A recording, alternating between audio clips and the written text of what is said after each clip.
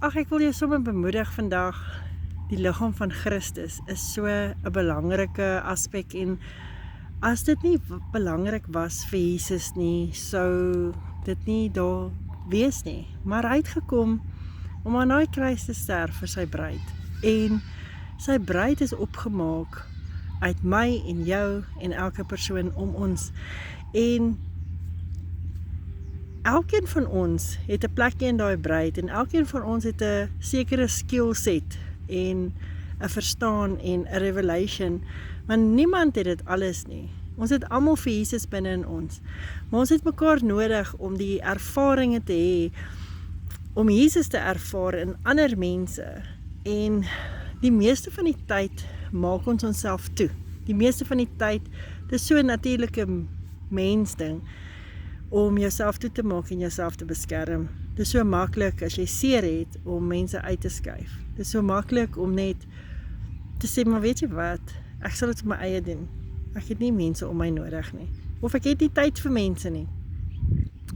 Die Here sê net vir my die volgende, hy sê, ek het myself vulnerable vir jou gemaak. Ek maak myself elke dag vulnerable. Elke keer as jy my reject, elke keer as jy nie my raad vat nie, elke keer as jy wonder of ek regtig vir jou gaan deurkom, dan maak ek myself vulnerable vir jou. Dan kry my hart seer, want ek het ook 'n hart en ek het ook emosies. En ek raak so hartseer toe hy dit vir my sê, want ons vergeet dat hy ook 'n mens is, dat hy ook iemand is, dat hy 'n persoon is. Ons vergeet dit. Ons dink hierdie hoogheilige God voel nie, maar hy voel. Elke gevoelens wat jy deurgaan, het hy ook deurgegaan. Die rejection, die shame, die hurt. Maar steeds het hy nie gekies om homself te beskerm nie. Steeds het hy nie gekies om hom toe te maak in sy eie seer of sy eie rejection nie. Tog was sy oë altyd op die eindprentjie. Sy oë was altyd op die eindprentjie en die victory, want hy weet hoe lyk die einde. Hy het al geweet hoe lyk die einde in die begin. En hy het nie een bekommernis oor my en jou lewe nie. Hy het nie een slapelose nag oor my en jou lewe nie. Nou vra ek vandag vir jou, as jy jou hart toemaak, as jy weier om op te staan nadat jy seer gekry het, as jy weier om jouself vulnerable te maak vir die liggaam van Christus, want daar was ongeregtigheid aan jou gedoen, sny jy nie bietjie 'n stukkie van Jesus ook uit nie. Want Jesus is in elkeen van ons. En ons ervaar Jesus deur relationships, deur gesprekke. Ons ervaar Jesus in alles wat ons doen. Hy gee vir my hierdie prentjie van hierdie stokmannetjie. Ek love dit om dit te teken, want dis wat hy vir my gewys het.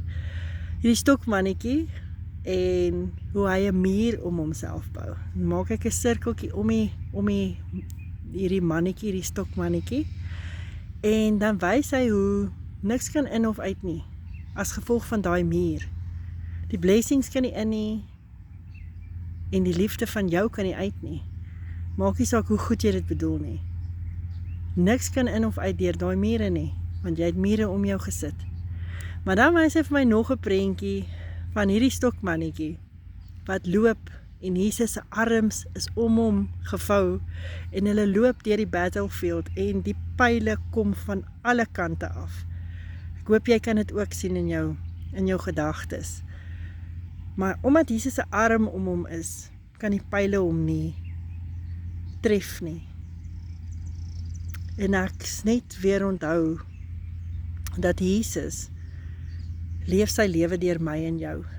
En dit is nie meer ek wat leef nie, maar dit is hy wat sy lewe deur my leef. Ek kan nie myself uitsluit uit die liggaam van Christus, en ek kan nie myself uitsluit uit verhoudinge as gevolg van my vleeslike verstaan nie. Here sê alles wat vlees is, lei tot die dood. To be carnally minded is death. Dit lei tot die dood. Carnally minded is net om gewoonweg te dink oor goed. 'n Normale menslike verstaan lei tot die dood. Maar om gees ingestel te wees, maar om op 'n plek te wees waar jy opstaan ten spyte van jou seer, waar jy hoor gaan ten spyte van wat om jou gebeur. Dit is om jouself vulnerable te maak vir Jesus en vir die mense om jou. Wetende, jy gaan dalk weer seer kry. Wetende, jy gaan dalk hier om die draai weer uit mekaar uitgeruk word. Maar om nooit op te gee nie, want Jesus gee nie op nie. Paulus het nie opgegee nie. Die ander wat voor ons geloop het nie opgegee nie. Petrus het nie opgegee nie, en dis hoekom ons vandag hier kan wees. Maar vandag wil ek jou bemoedig, ten spyte van hoe jy voel, binne in jou is 'n fontein van lewe. Jesus sê hy kom en hy bring abundance, lewe in abundance. En daai fontein van lewe is binne in jou, en jy kan kies om uit hom te drink en vir ander aan te bied, uit daai fontein uit. Laat toe dat Jesus kom en sy arm om jou sit en saam met jou deur die battlefield loop.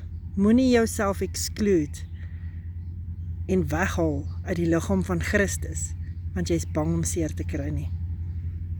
Maak jouself oop en besef, hy binne in jou is genoeg. En dan sal niemand in die lewe jou aanvaar of wil hê nie. Hy wil jou hê en hy aanvaar jou. Baie liefde, baie.